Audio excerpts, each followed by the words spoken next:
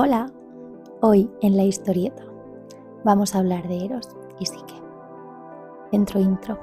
Bienvenidos a la historieta.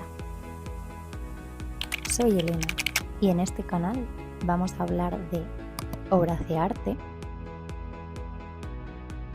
de personajes históricos, mitología, monumentos, curiosidades y alguna que otra cosita más. Te invito a que te quedes. La historia de Eros y Psique es probablemente la historia más bonita de la mitología griega y es la que une el alma, Psique, con el amor, Eros. Quédate que te la cuento. A lo mejor no todo el mundo conoce el mito de Eros y Psique, pero estoy segura de que todo el mundo conoce el personaje de Eros. Quizá no por su nombre griego, pero sí por el nombre latino, Cupido. Psique en latín y en griego es, como acabamos de decir, la representación del alma en la mitología griega. Y esto es precisamente así, porque etimológicamente la palabra psique significa alma o mariposa.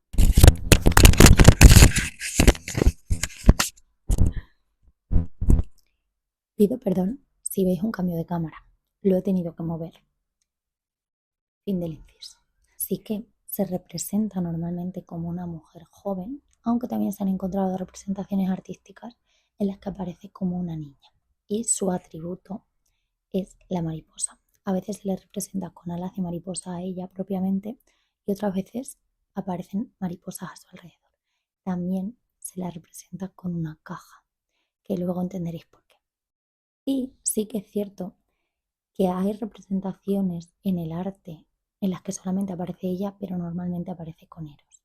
Además, su término en griego está relacionado con este verbo de aquí, que conforma este sustantivo que, en alusión a los poemas homéricos, hace referencia al aliento que se exhala al morir. Psique fue hija de un rey de Anatolia y no era famosa precisamente por ser princesa, sino por su belleza. Después conoceremos más de su historia. Eros, por su parte, es el dios del amor. También se le ha relacionado con la fertilidad y con la atracción sexual. Los diferentes aspectos del amor se explican a través de las diferentes versiones que hay de la concepción de Eros. De las distintas versiones que hay de la concepción de Ares, la más extendida o quizá la más popular es la de que Afrodita es su madre. Afrodita es la diosa de la belleza y del amor y es una de las 12 deidades de los bienes. Es conocida, aparte de ser una de las 12 deidades olímpicas, fundamentalmente por su belleza, pero también por haber mantenido amoríos y relaciones íntimas con diferentes dioses. Entre esos dioses se encontraba Ares, dios de la guerra. Se dice que de Afrodita y de Ares, Marte para los latinos, nació Eros. Y nace precisamente de la diosa del amor y del dios de la guerra. Esta es la versión más extendida, pero es posterior en el tiempo. Antes de esta versión, Hesíodo, por ejemplo, en su Teogonía, donde explica el origen del mundo, indica que Eros surgió tras el caos, junto con Gea, la tierra, y el Tártaro, el inframundo. Por su parte, el autor Aristófanes, en su obra Las aves, indica que Eros nació de un huevo, que puso Nicte, que es la noche, junto a Erebo, que es la oscuridad, mientras que en los misterios eleusinos se consideraba el primero en nacer. Que Platón, en su famosa obra El banquete, indica que Eros fue concebido por Poros, que es la abundancia, y por Penia, que es la pobreza. Fuentes indican que Eros fue concebido por Iris y por Céfiro. En algunas de estas versiones que os he comentado, Eros contaba con dos hermanos, Anteros e Himero, que eran las personificaciones del amor correspondido el primero y del deseo sexual el segundo. Sea como fuere, Eros fue ayudante de Afrodita. Se encargaba de transportar, más bien de llevar, que transportar suena demasiado frío, el amor a los mortales. Cabe decir que no fue demasiado venerado en la antigua Grecia, pero según fue pasando el tiempo, llegó a compartir culto incluso con Afrodita. Entrando en la iconografía de Eros, se le representa como un joven muy bello, despreocupado, muchas veces con una corona de flores sobre la cabeza, de rosas normalmente porque es una flor que se le atribuye a este personaje, y además de como joven podemos encontrarlo también representado como un niño e incluso como un bebé alado, es decir, con alas. También se le representa con su famoso arco y sus flechas, las flechas de Cupido. De hecho, el autor romano Ovidio indica que Eros porta dos tipos de flechas. La primera de esas flechas es de color dorado y aporta amor instantáneo a quien le toque. La segunda de esas flechas está fabricada de plomo y aporta lo contrario, odio en el corazón de quien la recibe. De hecho, hay varios mitos que podemos poner de ejemplo. El primer mito es el de Apolo y Dafne. Apolo, dios del sol, un día se burla de Eros e indica que no es demasiado buen arquero, a lo que Eros, enfadado, le lanza una flecha de amor para que Apolo se enamore de la ninfa Dafne, pero esta no le quiere, así que es un amor no correspondido. En otras versiones del mismo mito, lo que hace Eros es lanzarle una flecha a Dafne de plomo para que así nunca pueda enamorarse de Apolo. Otro de los mitos en los que se puede ver esto es en el mito de Hades y Perséfone. Hades, dios del inframundo, se enamora perdidamente de Perséfone porque Afrodita le pide a Eros que le lance una flecha de amor. Aunque en los dos ejemplos de mitos que acabo de contaros, las flechas de Eros iban hacia una persona concreta o a una deidad concreta, normalmente las flechas de Eros iban lanzadas al azar y provocaban tanto en dioses como en mortales o en cualquier ser un enamoramiento absoluto o un odio absoluto, pero nadie estaba exento de sus flechas. Además, no había distinción entre dioses o mortales. Las flechas de Eros afectaban a todos por igual. Y podéis estar pensando, ¿pero Eros era inmune al amor? Pues para nada, porque Eros era el primero en caer en sus flechas. Y ahora lo vamos a ver en su mito. Según la historia, un rey de Anatolia tenía 3 hijas, a cada cual más bella, pero la belleza de la hija pequeña era inhumana, era increíble. Esa joven era Psique. Tanto era así que iban un montón de pretendientes a observar su belleza e incluso comenzaban a adorarla como si se tratase de la propia reencarnación de la diosa Afrodita, llegando incluso a adorarla.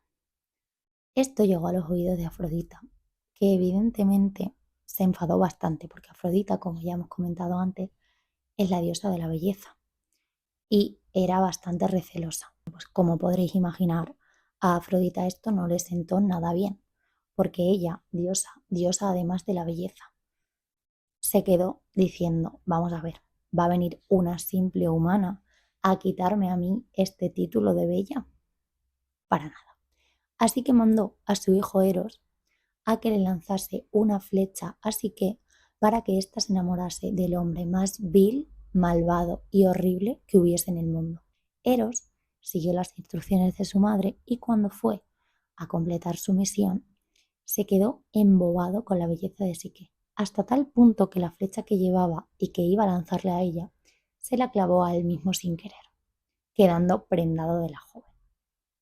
A pesar de que iban un montón de pretendientes, como acabo de mencionar, a ver a Psique, ninguno pedía su mano, por lo que sus padres estaban un poco preocupados porque ya habían casado a sus hermanas mayores y decían, a esta muchachita nunca la vamos a poder casar. Total, que deciden ir al oráculo de Apolo. Cuando acuden al oráculo, este le dice al padre que deberán llevar a Psique a un monte porque allí será desposada por un monstruo. Se lo cuentan a Psique y ésta se resigna a su destino y va junto a sus padres al monte. Sus padres la dejan allí y ella se queda esperando a ver qué sucede. Para su sorpresa, no llega ningún monstruo, sino Céfiro, el viento, que se la lleva volando hasta un palacio mágico. No estaba en trance, pero se quedó extasiada, Psique, extasiada de tantas emociones, se quedó dormida y fue una sorpresa gigante despertarse en un jardín de un palacio lleno de lujos y de ostentación. Una voz que correspondía al esposo al que se había referido el oráculo le dijo que ese era su hogar e iba todas las noches a verla y a entregarle su amor. Le colmaba de amor y de atención, pero la única condición que le puso es que no le podía ver jamás. Si en algún momento ella le veía a él se iría para siempre. En esta obra de Picot observamos cómo Cupido, después de una de sus noches con Psique, se va sigilosamente para no despertarla. Me parece preciosa esta obra, la verdad. Total, que fueron transcurriendo los días, fueron transcurriendo las semanas y así estaba la cosa. Sí que se pasaba el día en el palacio, por la noche cuando estaba todo en oscuridad, su esposo iba, pasaban noches de amor, ella estaba comodísima, distintas versiones de lo que pasa a continuación. Pero lo que está claro es que sí que se reúne con sus hermanas. Unas versiones del mito dicen que sí que le pide a su esposo que por favor le deje volver a casa para visitar a su familia. Y en otras versiones indican que las hermanas son las que van al palacio a verla a ella. Las hermanas, corrompidas por la envidia, le empiezan a comer la cabeza a Psique diciéndole: ¿cómo no vas a saber quién es tu marido? Tienes que verle el rostro, tienes que verle la cara, porque seguramente sea un monstruo, porque algo hay. Entonces al final convencen a Psique para que le vea el rostro a su marido y trazan un plan.